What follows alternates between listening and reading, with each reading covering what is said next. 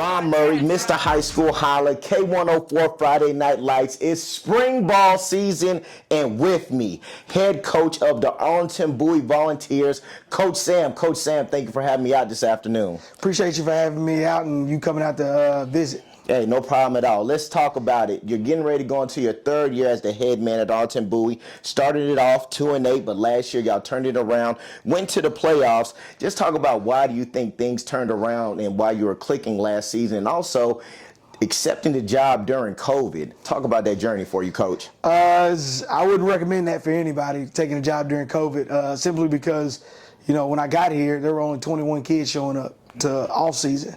And so basically I learned how to build a program from the ground up. And you figure out, you know, you got to knock on doors with masks, you got to do the social distancing and all that stuff, but you kind of hit the ground running. And, you know, we were kind of learning the kids on the fly in my first year. Granted, while we went 2-8, you know, a lot of our games were one-score ball games that we lost. So we learned a lot as a staff, but having that full off season with them, staff continuity, because there was a lot of staff turnover when I got here. Those two things, having that full year of us being together, having that full off season, spring ball, summer strength conditioning, definitely helped us, and that's kind of the big reason why we were able to make the jump to make it being a playoff team and taking Highland Park to the wire. What do you think were some of the lessons learned that your student athletes that are going to be on the team the next season or so took from that year? I think the biggest thing is that they learned that they can play with anybody.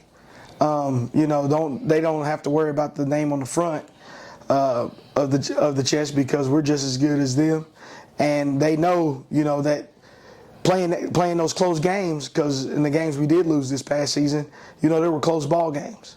Mm-hmm. And so that I think those lessons that I learned, our kids have came back hungry.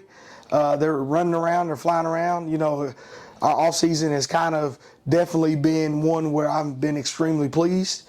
We just got to, you know, figure out how to get over the hump and make that playoff run that, you know, every coach and program wants to do. What are some of the objectives that you really want to check off this off season that you really wanted to work on for you and your student athletes and your staff?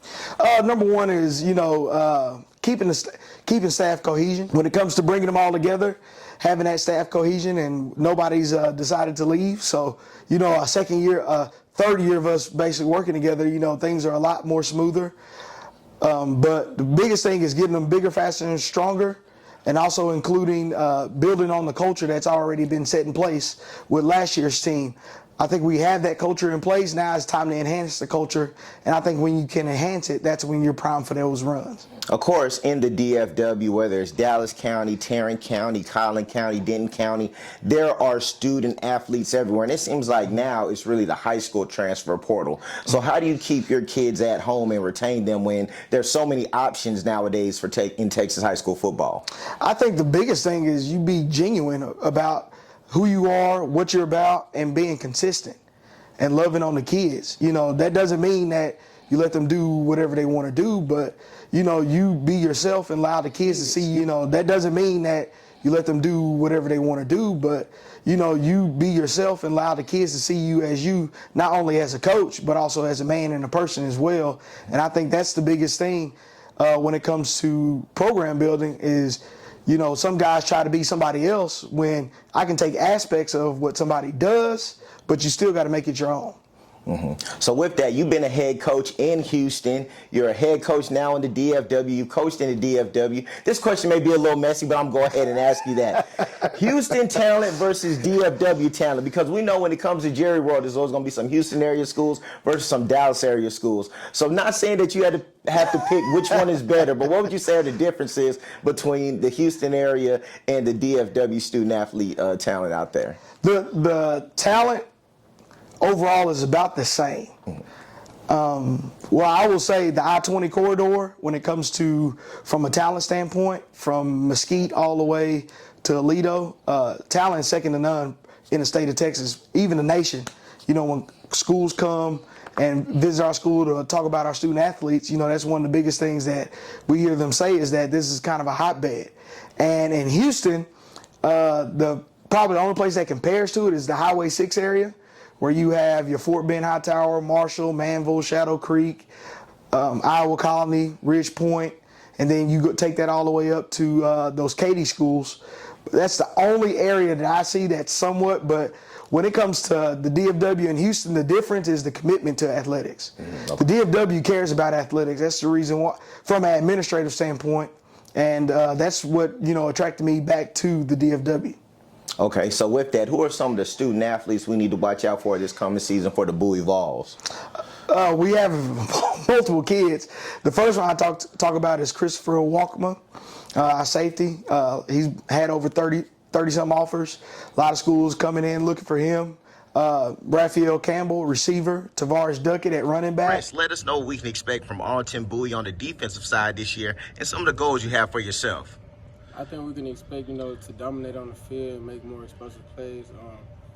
Some goals I got for myself is to make more explosive plays on the field, more interceptions and bigger hits. All right, Chris, right now you're going through the recruiting process. Your recruiting situation is heating up. What are some tips that you would give to student athletes that are being recruited right now and getting offers? Some tips I give student athletes is, pick someone where you can spend the next 4 to 5 years at.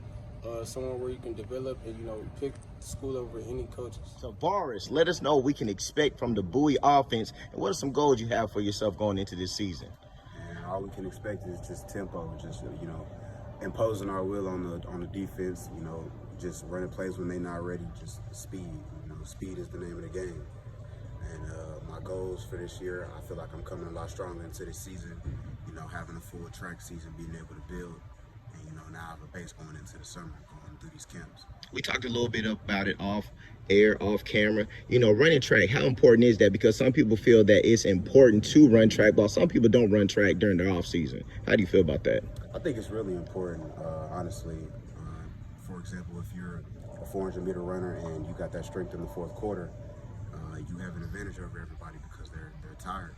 And, that's where you start to separate yourself.